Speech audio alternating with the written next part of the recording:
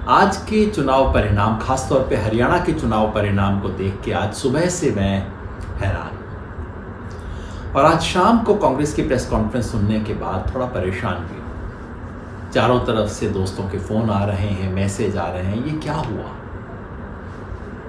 सच बताऊं, मुझे पूरी तरह पता नहीं क्या हुआ। पिछले 1 महीने से मैंने कहा कि मैं इलेक्शन भविष्यवाणी तो नहीं करूंगा सीटों की, लेकिन मैं लिख रहा हूं, बोल रहा हूं, भाषण दे रहा हूं इस मान्यता के आधार पे कि कांग्रेस स्पष्ट रूप से आगे है। मैंने 1 से ज़्यादा बार कहा कि सरकार तो कांग्रेस की बनेगी। अब हवा है, आंधी है, उससे ज़्यादा ये मैं कह नहीं सकता, लेकिन आज जो हुआ वो तो बिल्कुल अलग था। ना हवा, ना आंधी, ना और कुछ, बल्कि बिल्कुल उल्टा।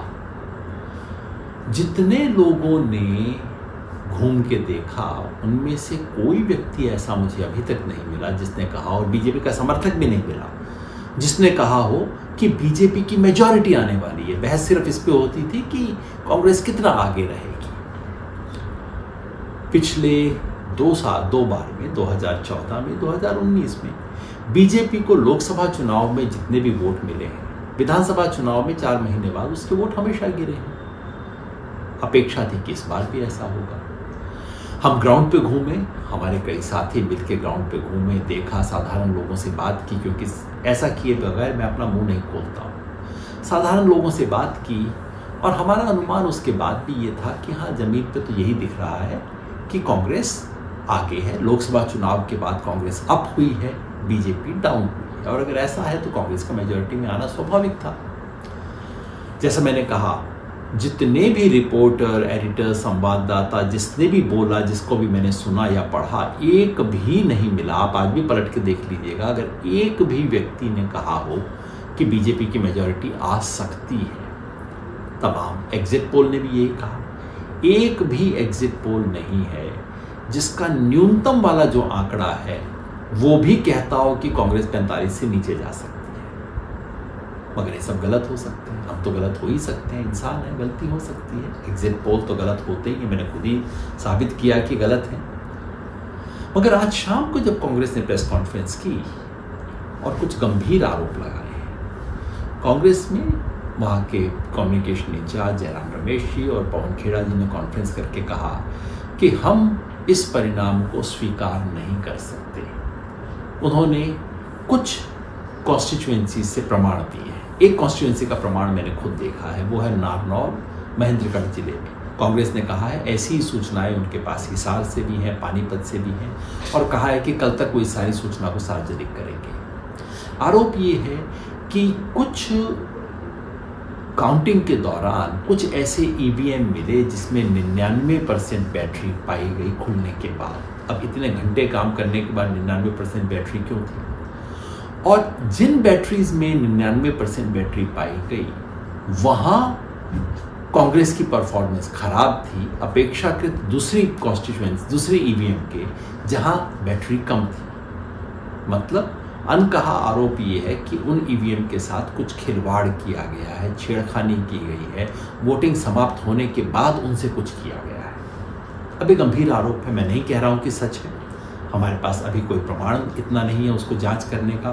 चुनाव आयोग का जवाब भी मैंने पढ़ा, वो इतना टेक्निकल है कि मैं तो इंजीनियर नहीं हूँ, बैटरी और ये सब मुझे समझ नहीं आता।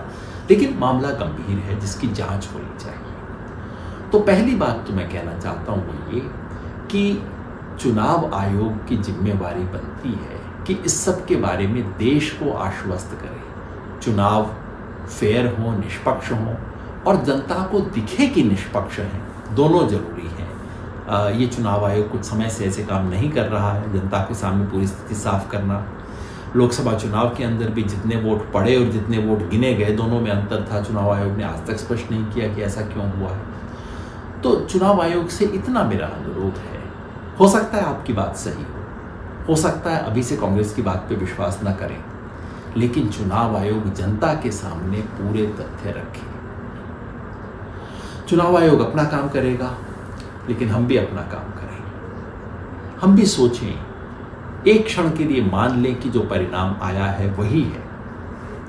हैरानी हुई शायद इसलिए कि हो सकता है हम गलत हुए, तो हम सोचें कि क्या गलती हुई होगी, सोचें कि ये परिणाम क्यों आया होगा।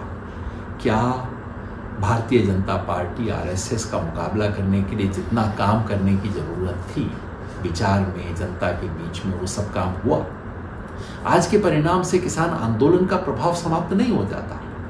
किसान आंदोलन की वजह से ही कांग्रेस मैदान में थी। उतने जो परिणाम हुआ उसके कारण ही कांग्रेस, जो कि 30% पीछे थी 2019 में, वो कांग्रेस मैदान में थी। लेकिन जो कुछ दूसरी चीज़ करनी थी वो क्या हुई? क्या जनता के मन में ये शंका रही कि भाई कांग्रेस आएगी तो इसका मतलब है एक जिले का राज, एक जाति का राज, एक परिवार का राज? क्या इसका समाधान, इस आशंका का निर्मूलन हुआ? क्या चुनाव में उस तरह की चुस्ती हुई जो कि होनी चाहिए थी? कांग्रेस के अलावा जन संगठनों को जितना काम करना चाहिए था, क्या हमने उतना वो काम किया? मतलब कि जो चुनाव आयोग के सवाल हैं वो अपनी जगह हैं, लेकिन आज के इस नतीजे से हमारी चुनौती और गहरी होती है। महाराष्ट्र में चुनाव है, झारखंड में चुनाव है।